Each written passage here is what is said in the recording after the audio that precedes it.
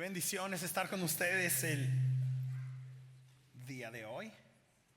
Si nos visitan por primera vez, bienvenidos, qué bueno que están con nosotros. Mi nombre es Esteban Tapia y soy el pastor de los servicios en español. Y el día de hoy voy a tener el privilegio de compartir con ustedes de la palabra del Señor. Hoy vamos a retomar nuestro estudio de la carta del apóstol Pablo a los Filipenses. Así es de que los invito, por favor, abran sus Biblias en Filipenses capítulo 2.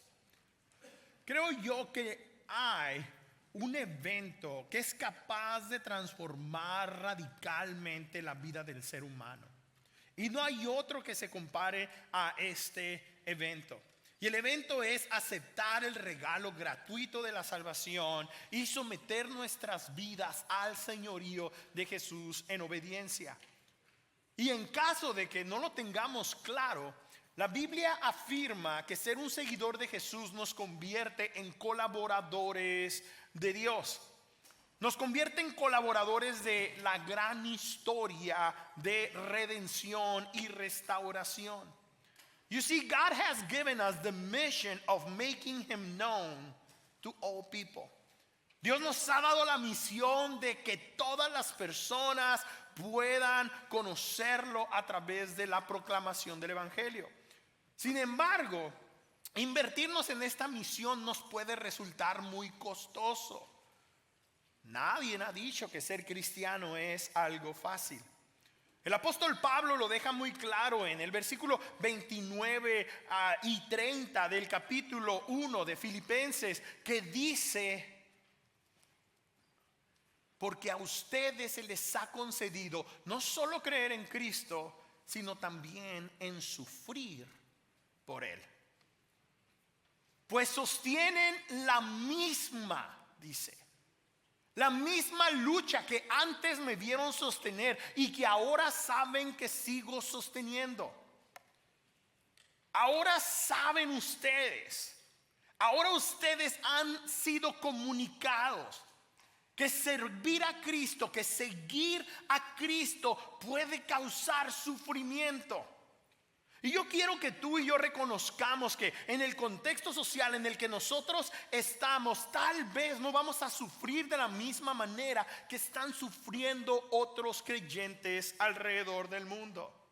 No todos vamos a sufrir las mismas luchas. No estamos preocupados de que alguien vaya a llegar, de que vayan a llegar las autoridades y nos vayan a llevar presos o nos vayan a ejecutar. No estamos preocupados en este contexto por eso. Pero en otros países del mundo, esa es la preocupación. Para nosotros ser seguidores de Jesús en este contexto no nos va a causar entonces la misma aflicción que otras personas en otro país o en otros lugares. Creo que más bien nuestras luchas tienen que ver con nuestra falta de obediencia. Esa es nuestra lucha. Nuestra falta de obediencia a Jesús. No estamos sufriendo de persecución, pero no necesariamente somos los cristianos más comprometidos. De cualquier manera, seguir a Jesús tiene sus luchas. Los creyentes de la ciudad de Filipo, los creyentes de la ciudad a los cuales el apóstol Pablo les escribió, por ejemplo, vivían en un ambiente muy hostil. No vivían en una nación que habla de que sus orígenes fueron cristianos y por lo tanto tenemos tan tremendas libertades. Ellos vivían en otro contexto. Ellos estaban increíblemente siendo influenciados por un evangelio, el evangelio de César, el emperador romano. Y ese evangelio de César estaba en directo conflicto con el nuevo evangelio que estaban ellos escuchando. Estaba en conflicto con el evangelio de Jesucristo. Verás, en los tiempos bíblicos había una frase muy popular en las ciudades de fuerte influencia imperial, como la ciudad de Filipo. La frase popular en esa clase de ciudades era Kaiser Kyrios, que significa César es Señor.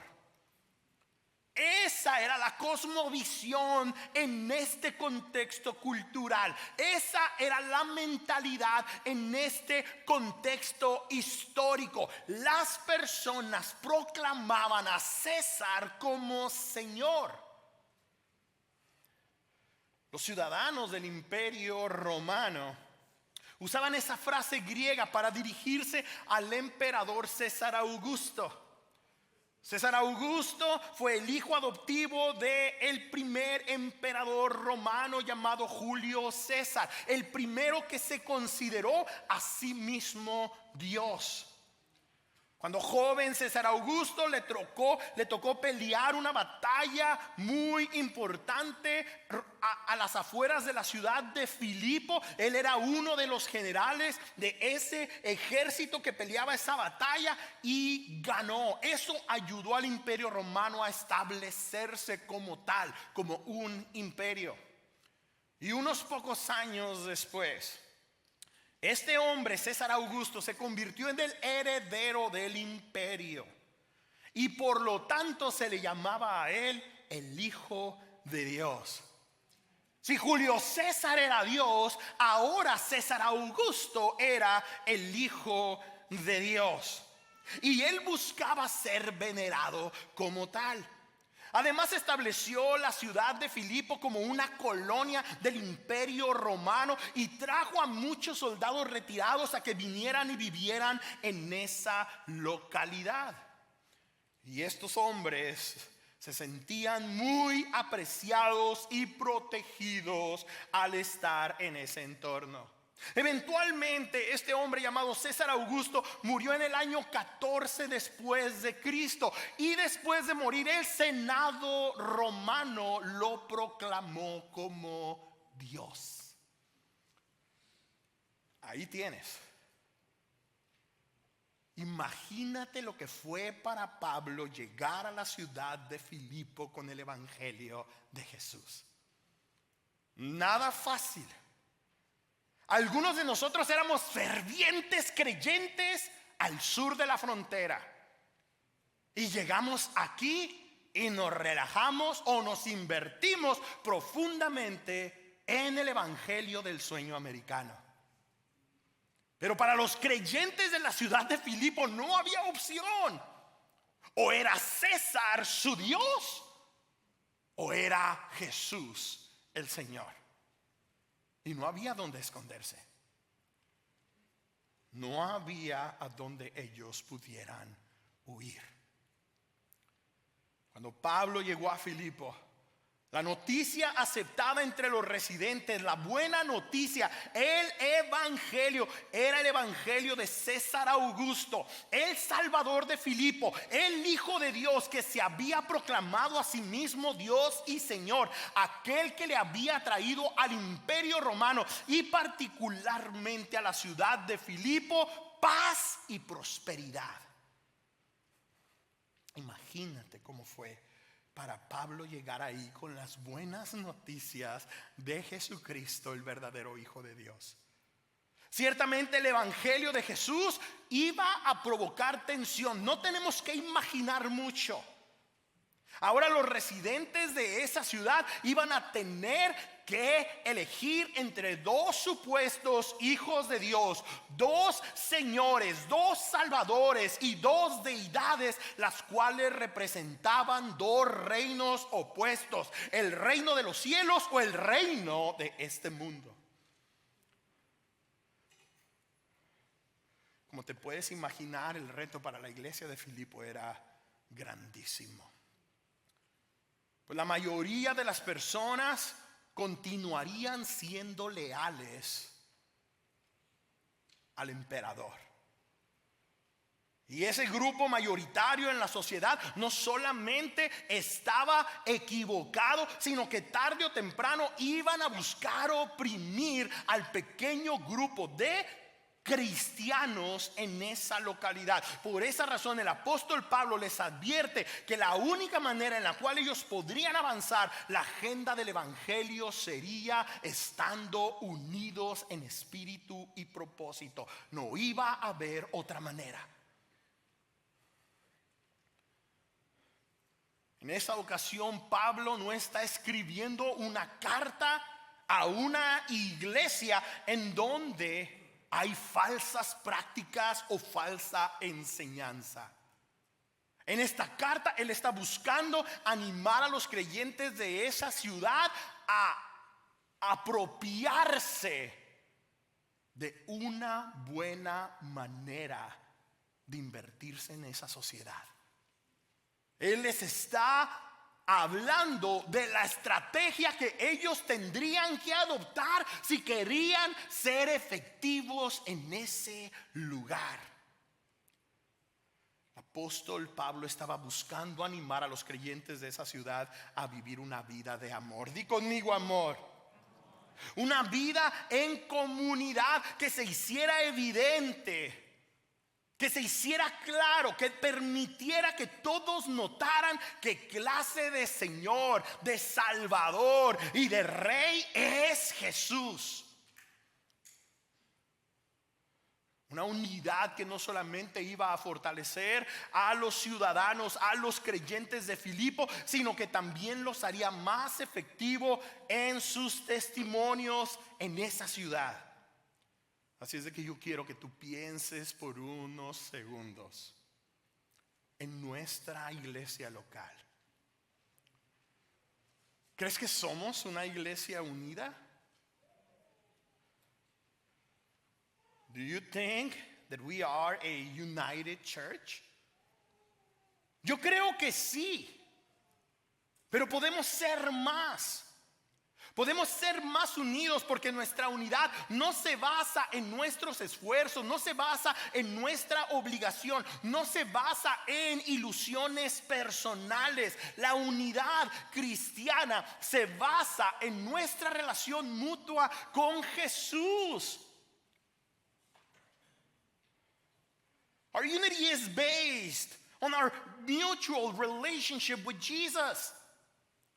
En otras palabras, si tenemos una relación personal con Jesús, tú y yo podemos navegar la vida juntos y compartir el amor de Dios con cierta facilidad. No debería de ser tan complicado, no debería de ser tan difícil para nosotros amar. Déjame ponerlo de la siguiente manera. Nuestra unidad o nuestra falta de unidad es solamente un reflejo de la clase de relación personal que tú y yo tenemos con Jesús.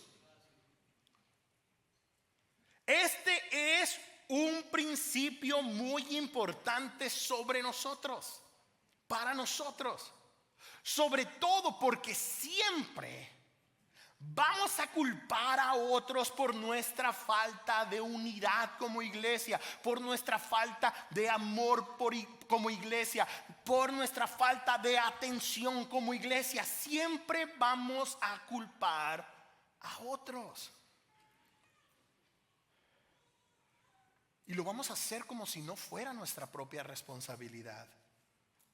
Como si tú y yo no fuéramos responsables de fomentar la unidad. Mi pregunta para ti en este día es: ¿cómo está tu relación con Jesús? ¿Cómo está tu relación con Jesús? Si estás unido a Cristo, creo yo que tienes suficiente como para fomentar la unidad de su cuerpo. Mira lo que dice el versículo 1 de Filipenses capítulo 2. Por tanto, si sienten algún estímulo en su unión con Cristo, if you have any encouragement from being united with Christ, si sienten algo en su pecho, algo en su corazón, algo en su alma, algo en su espíritu, si la unidad que tienen con el Señor provoca algo en su interior. Y luego Pablo comienza a enlistar 4 experiencias que el creyente puede disfrutar como resultado de esa unión con Jesús. Dice la siguiente parte del verso 1: algún consuelo en su amor, algún compañerismo en el espíritu, algún afecto entrañable. Este es un versículo muy especial para considerar. Si nuestra unión con Cristo nos provoca esto, No debe de ser tan difícil para nosotros amar a otros creyentes y vivir en unidad con otros creyentes. Pero si nuestra relación con Jesús, una relación ilusoria, diría yo, no nos provoca esto, entonces tenemos un problema. Entonces la unidad de la iglesia no nos preocupa, otros creyentes no nos interesan, no tenemos nada más que decir.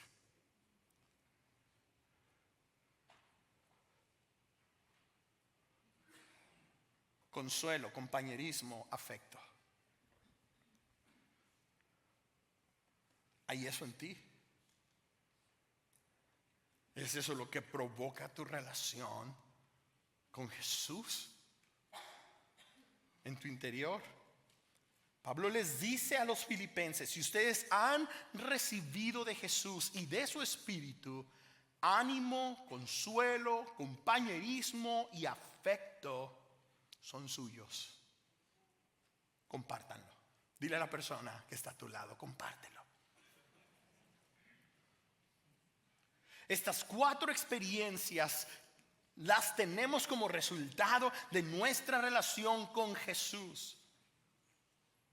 Y estas 4 experiencias deben de transferirse en nuestra experiencia como iglesia. Entre nosotros tenemos que ser capaces de crecer en nuestra relación compartiendo el mismo amor. Y esto es algo muy difícil para nosotros de poder decir con toda certeza que estamos experimentando. Porque muchas veces nosotros estamos dispuestos a dar un amor estilo Esteban, un amor estilo Jemima, un amor estilo José, un amor estilo Rosa. Entonces cada uno de nosotros como que creamos nuestra propia versión de lo que es amor. Y aquí el apóstol Pablo está diciendo: no, tú no vas a compartir tu versión de amor. Tenemos que compartir el mismo amor. El amor que todos nosotros hemos podido experimentar, el amor que todos nosotros hemos podido recibir. Y ese es el amor de Dios por medio de Cristo Jesús. Y esa clase de amor, esa calidad de amor es lo que Dios va a usar. Él quiere que tú y yo podamos reproducir el amor de Cristo. Él quiere que tú y yo comencemos cada vez más a desaparecer con nuestras versiones mezquinas y mediocres de cómo nos entregamos por otros. Y comencemos a invertirnos a la manera de Jesús y con su corazón. El apóstol Pablo animó a los creyentes de Filipo de la siguiente manera, versículo 2: llénenme de alegría teniendo un mismo parecer, un mismo amor, unidos en alma y pensamiento. ¿Dónde está el apóstol Pablo? ¿Desde dónde está escribiendo esta carta él? Desde prisión. Y ahora les está pidiendo a aquellos que están libres: llénenme de alegría, denme buenas noticias, escríbanme, compártanme, mándenme a alguien que me venga a dar las buenas noticias de cómo ustedes tienen el mismo parecer, el mismo amor, están unidos en alma, están unidos en pensamiento. Pablo les dice: si confiesan tener el mismo amor, entonces sean uno. Si eres creyente en Cristo, no solamente debes de amar, sino que también debes de vivir en unidad con otros creyentes. Y algunos de ustedes, mis hermanos, mis hermanas, algunos de ustedes, mis amigos, mis amigas, están chafeando bien feo ahí.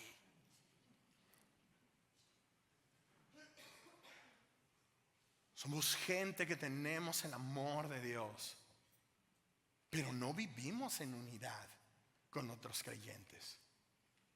No sabemos lo que es eso. No nos sabemos los nombres de 10 personas aquí en la congregación. No participamos en nada extra con la familia de Dios. No nos involucramos de ninguna otra manera que no sea algo muy superficial, muy de vez en cuando. Nada que sea cotidiano, algo que sea muy light como la Coca-Cola. ¿Algunos de ustedes ya son adictos a la Coca-Cola cero? No levanten la mano. Pero muchos de nosotros ya no tomamos Coca original porque engordamos. Nada que tiene que ver la Coca al parecer, sino los tacos, ¿verdad? El punto es que a mí cuando ya pruebo la Coca normal, ya no me gusta. Aquella que viene de México con azúcar de caña,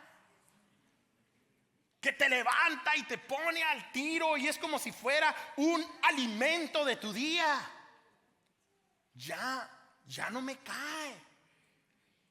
Llego a los taquitos y digo una Coca Light. A donde quiera que llego, una Coca Light. Jemima y yo nos compartimos de nuestra Coca Light. Muchos de nosotros hemos abrazado un cristianismo muy light, muy relajado, muy take it easy.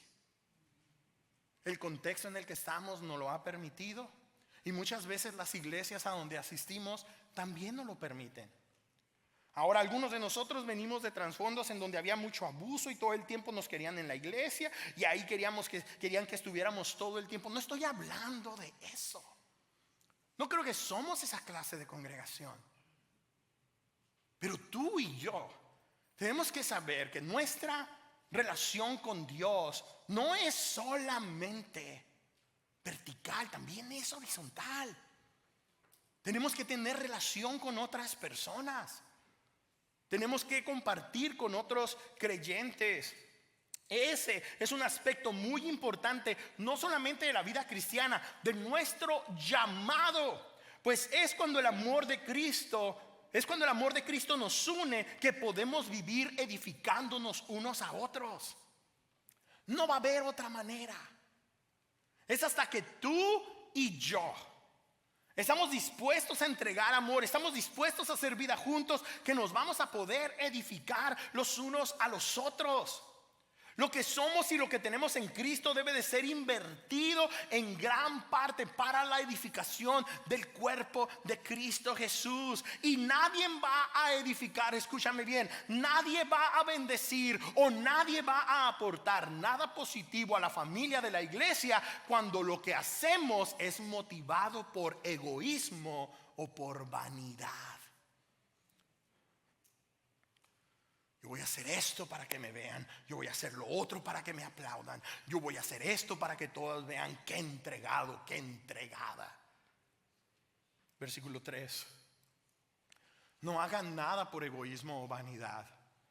Más bien con humildad consideren a los demás como superiores a ustedes mismos. Di conmigo humildad. Eso está pesado, mis hermanos. Eso no está fácil. Pudiera buscar esconderme y tratar de hablarles a ustedes lo que dice el griego y lo que dicen los teólogos y lo que todas las personas que tienen algo que decir de humildad puedan decir. Pero tú y yo muy profundamente sabemos lo que es la humildad. Y muchos de nosotros tenemos que reconocer que somos nosotros lo contrario a humildes. Y si tú empiezas a defenderte y decir, no, yo soy muy humilde, pero no tienes ninguna clase de relación con nadie en tu congregación, no tienes la humildad de Cristo. Creciste en el rancho, eres pobrecito, no tienes mucho y te acostumbraste a que gente dijera de ti, es una persona muy humilde, pero no amas a las personas y no las consideras como superiores a ti. Superiores a ti. Más importantes que tú. Versículo 4. Cada uno debe velar no solo por sus propios intereses, sino también por los intereses de los demás. Entonces el reto para los filipenses, tanto como para nosotros, es cuidar y poner los intereses de otros por encima de los nuestros. ¿Sabes que muchos de nosotros servimos, pero el tope son nuestros intereses? Nadie va a interrumpir unas vacaciones porque va a servir a otros. Nadie va a dar generosamente si no tiene algún proyecto nuevo que hacer financiero. Nos estamos amoldando a este sistema y nosotros le decimos al Señor: ahora sí puedo, mañana no. La próxima semana, Señor, no me tomes en cuenta porque voy a andar allá bien relajado, bien relajada.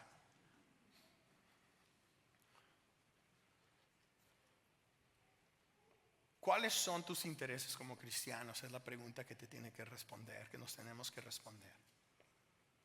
¿Cuáles son tus intereses? Los intereses que cada creyente debe de tener son los mismos. A lo mejor tú has creado expectativas falsas. Y yo sé que muchos de nosotros venimos con expectativas, esperamos ciertas cosas, pero el día de hoy quiero que clarifiquemos cuáles son los intereses saludables que cada creyente debe de tener. Si tú eres un hijo, una hija de Dios, estos intereses los debes de tener. Todos tenemos que querer crecer, todos tenemos que querer conectar con otros creyentes y todos tenemos que buscar oportunidades para compartir el amor de Dios con otros. Y tú y yo crecemos cuando participamos con regularidad en nuestras reuniones dominicales. Algunos de nosotros participamos en nuestras reuniones dominicales, pero no regularmente. Es que de vez en cuando, después de la pandemia, mira, antes de la pandemia, muchos cristianos venían 3 veces al mes a la reunión con los santos. Después de la pandemia, muchos creyentes vienen 2 veces al mes. En general, en los Estados Unidos, ¿sabes cuántas veces van los cristianos a sus reuniones con la congregación de los santos? 1 vez al mes. Tú me puedes decir, estamos en el mejor contexto, hay tremenda libertad, la iglesia está en decadencia.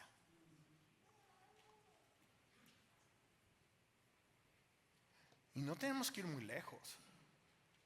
Cuando Yemima y yo vivíamos en Tijuana y hacíamos ministerio, nosotros íbamos de donde vivíamos a donde estaba nuestra iglesia y era una manejada de 20 minutos, 30 minutos.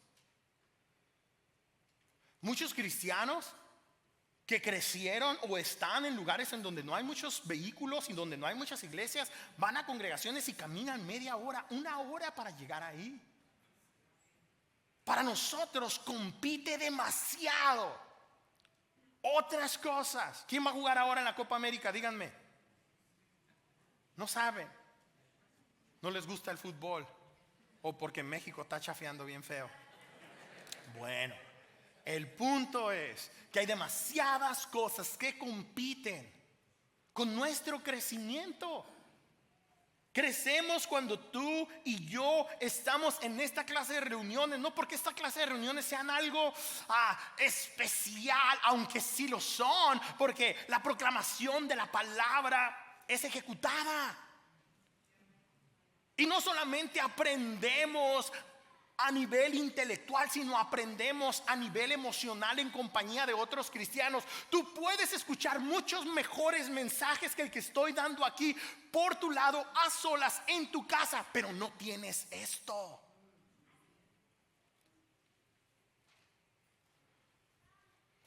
Conectamos además cuando participamos de nuestras reuniones, por ejemplo, de oración, 1 vez al mes, primer miércoles del mes. Esta semana, este mes lo vamos a hacer, ¿sabes dónde? En la playa. ¿Cuándo fue la última vez que fuiste a la playa? ¿Y vives en San Diego? ¿Sabes por qué pagas tanta lana de renta? ¿Sabes o no? Porque aquí está la playa y el maravilloso clima y no vas. Así es de que el próximo miércoles vamos a la playa. ¿Ok? Ahí los esperamos a partir de la 1 de la tarde. No, pero es que trabajo. ¿Sabes qué? El día siguiente es el 4 de julio. ¿Quién no agarra días más cortos un día antes del 4 de julio? ¿Más? ¿Tú? Pero la mayoría de la raza Ya a las 12 empieza a ver para dónde se va.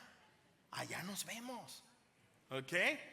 Disfrutamos. Ahora, otras veces es aquí en la congregación, aquí en este edificio nos reunimos para orar. Entre semana también una vez al mes tenemos comunidades, tenemos grupos. Y también una semana, la última semana del mes o la cuarta semana del mes, les decimos a ustedes: no vengan, por favor, no los queremos aquí. Vayan y pasen tiempo con su familia. ¿Cuántos de ustedes lo están haciendo? ¿Cuántos estamos aprovechando esas oportunidades? Compartimos también cuando servimos. Compartimos también cuando somos generosos. Compartimos también cuando hablamos del evangelio. Tú y yo no tenemos que pensar que este es el lugar y aquí en este ambiente es donde nosotros compartimos. Podemos compartir allá afuera. Estos han sido los intereses de los creyentes en todo el mundo a través de los últimos 2000 años. Sin embargo, por alguna razón, tú y yo hemos buscado minimizar esos intereses de comunidad. Y no nos queremos invertir de esa misma manera espiritualmente. Y convertimos eso en cuestiones secundarias. Estamos muy alineados con nuestros principios teológicos, con lo que creemos aquí en la cabeza, pero no estamos alineados en la manera como nos relacionamos los unos con los otros. Estos no son intereses secundarios. Nuestra vida espiritual tiene que tener prioridad en nuestras vidas, sobre todo cuando buscamos hacer un impacto mayor en nuestra sociedad. Pregunto yo, ¿es eso lo que queremos o no? ¿Queremos hacer un impacto en nuestra sociedad, en nuestra ciudad de Escondido o no? Ustedes díganme. Así de emocionados estamos. Tú y yo hacemos un impacto mayor a nuestro alrededor adoptando la mentalidad de Cristo. No la mía, no la tuya, la mentalidad de Cristo. Si quieres saber cuál debe de ser nuestra actitud como cristiano, lo único que tenemos que hacer es observar e imitar la conducta, la actitud de nuestro Señor Jesucristo. Esto no se trata de compararnos los unos a los otros, o de avergonzarnos los unos a los otros, o de crear expectativas los unos para los otros. Esto se trata de ver cómo vivía Jesús e imitarlo. De eso se trata. Pablo lo sabía y por eso les dijo a los filipenses en el verso 5: la actitud de ustedes debe de ser como la de Cristo Jesús. Ese es el estándar. Versículo 6: quien siendo por naturaleza Dios, no consideró el ser igual a Dios como a algo que aferrarse. Verso 7: por el contrario, se rebajó voluntariamente, tomando la naturaleza de siervo y haciéndose semejante a los seres humanos. Versículo 8: y al manifestarse como hombre, se humilló a sí mismo y se hizo obediente hasta la muerte y muerte de cruz.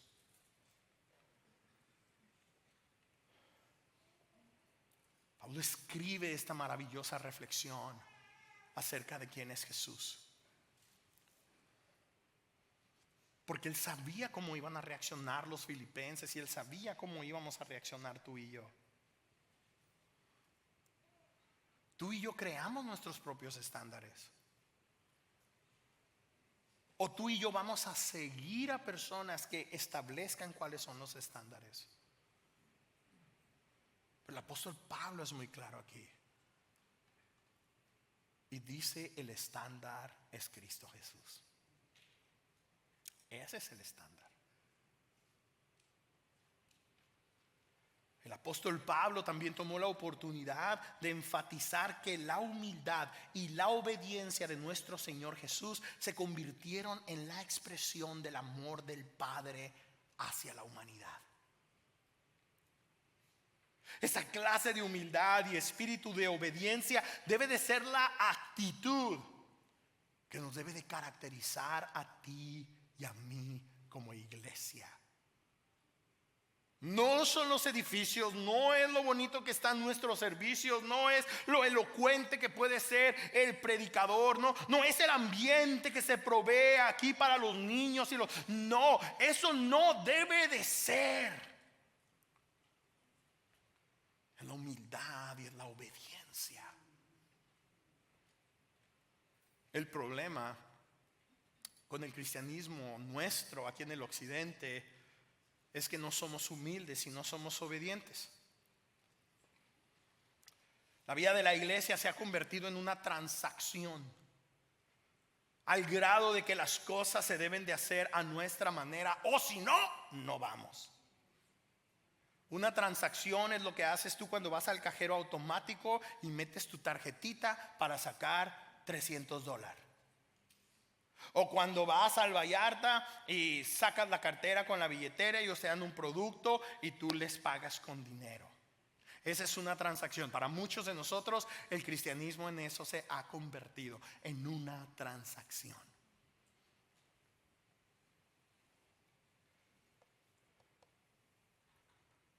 Y si no se hacen las cosas como a mí me gustan, me voy. Hace no mucho tuve una conversación con un pastor que pastoreaba una iglesia en un lugar un tanto distante de aquí. Y la conversación fue de la siguiente manera: oye, algunos de sus miembros están viniendo a nuestra iglesia. No el servicio en español, eso no pasa con la gente que viene al servicio en español, sino en nuestros servicios en inglés. Y dice, hey, uno de sus miembros empezaron a venir para acá. Y entonces y nos dijeron que por esto y lo otro y acá y allá estaban empezando a venir aquí a nuestra congregación. El asunto es que esta congregación está a 40 minutos de distancia de nuestra localidad. Esta familia vive aquí en Escondido. ¿Y sabes a cuántos minutos le queda la iglesia a esta familia de aquí de Emmanuel Faith? Solamente 3 minutos. Pero decidieron irse a una iglesia que está a 40 minutos. Y eso me hizo sentir no un celo, porque honestamente pienso yo que las personas tienen libertad de escoger. Sabes que este es un lugar en donde puedo yo crecer y puedo yo nutrirme y puedo yo alimentarme y todas las cosas buenas que una comunidad de fe provee. Pero lo que sí me desorientó es que se fueran a 40 minutos de distancia. Y te voy a decir por qué. Porque esa familia prácticamente nos dijo a todas las iglesias de aquí en Escondido que no habemos ninguna sola iglesia en esta ciudad que pueda satisfacer sus necesidades. Entre los presbiterianos, bautistas, metodistas, pentecostales, iglesias sin denominación, no hubo una sola iglesia en nuestra hermosa ciudad de Escondido que pudiera proveer a sus necesidades. ¿Y sabes qué? Esta gente jamás va a invitar a uno de sus vecinos a la iglesia. ¿Qué les van a decir? Te invito a la iglesia, está a 50 millas de aquí.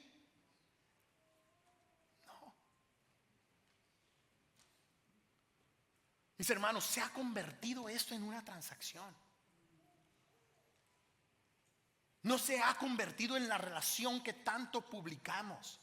Al menos vamos a decir que nuestra no queremos religión, lo que tenemos es una relación con el Señor. Sí, pero esa relación con el Señor se expresa en nuestra relación con otras personas también. La vida de la iglesia se ha convertido en eso. Además queremos vivir un discipulado sin obediencia. Por otro lado, ¿qué es lo que hizo Jesús? Jesús se entregó por la iglesia y vivió en obediencia. Vivió en obediencia y murió en obediencia. Jesús vino a morir por ti y por mí. Y Él se ha convertido en el modelo a seguir para ti y para mí. Mis hermanos, el cristianismo se trata de Cristo, no de nadie más. Nada del cristianismo está fuera de Él. Dejemos que Cristo sea nuestro ejemplo de actitud. Creo yo que si ese es el modelo, que si Él es el modelo, muchos de nosotros nos estamos quedando muy cortos.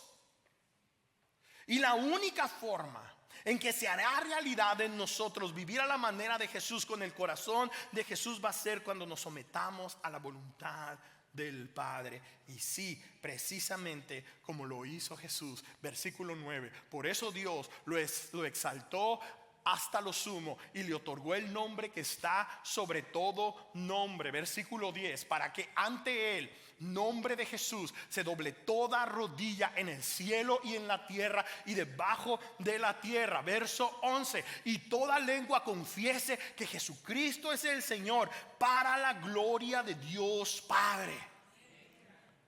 ¿Sabes? Jesús estuvo dispuesto a sacrificarlo todo por el beneficio de la humanidad. Y el Padre lo honró. Y esa misma actitud y experiencia Dios quiere que tú y yo tengamos. Que podamos vivir en humildad delante de Dios, someternos a Dios, a su voluntad. Y entonces tú y yo seremos honrados. Esta gran humildad de Jesús, esta gran exaltación de Jesús, esta gran gloria de Jesús fue debido a que Él vino a redimirnos a ti y a mí. Él estuvo dispuesto a venir a este mundo y experimentar los dolores de esta vida. Y tarde o temprano tú y yo vamos a caer de rodillas delante de Jesús. Todos los que somos creyentes nos vamos a rendir delante de Él. Todos los que rechacen a Jesús también se van a rendir delante de Él. Nadie estará exento. El reino de Jesús va a ser reconocido por toda la humanidad. Y para ti y para mí sería mejor que empezáramos a reconocerlo el día de hoy.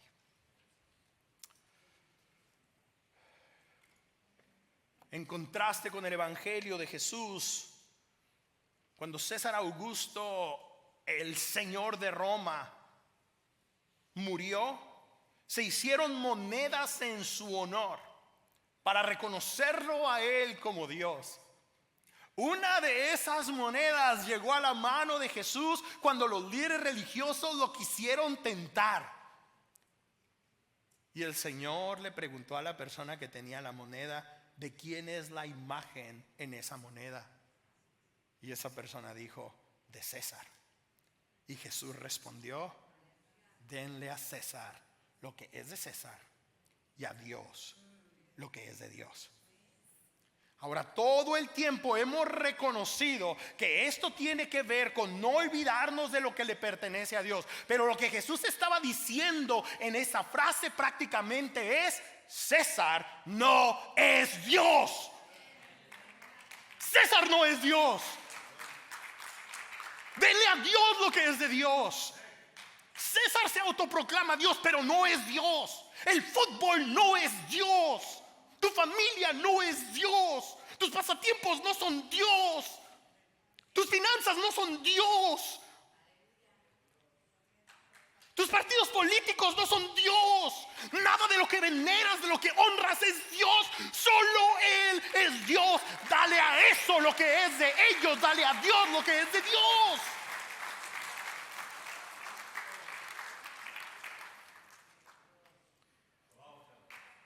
César no es Dios. Él no merece honor, Él no merece gloria, Él no merece tanto tiempo.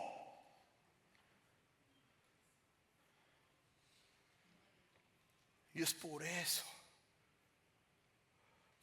que el reino de ese César quedó en el pasado. Se construyeron templos alrededor de todo el imperio para venerar al dios César Augusto. Y este es uno de los 3 que quedan nada más, porque todos los demás son puras ruinas. ¿Y quién adora ahí? Nadie, nomás es para tomar fotitos. ¿Dónde va a quedar todo lo que veneras? ¿Dónde va a quedar todo lo que compite en tu vida con Jesús? En nada. El reino de Jesús, por otro lado, es eterno. Y la iglesia del Señor sigue avanzando. El evangelio de Jesús por más de 2000 años se ha estado proclamando y no va a parar. Mientras uno de nosotros siga con vida, el evangelio de Jesús va a seguir siendo proclamado.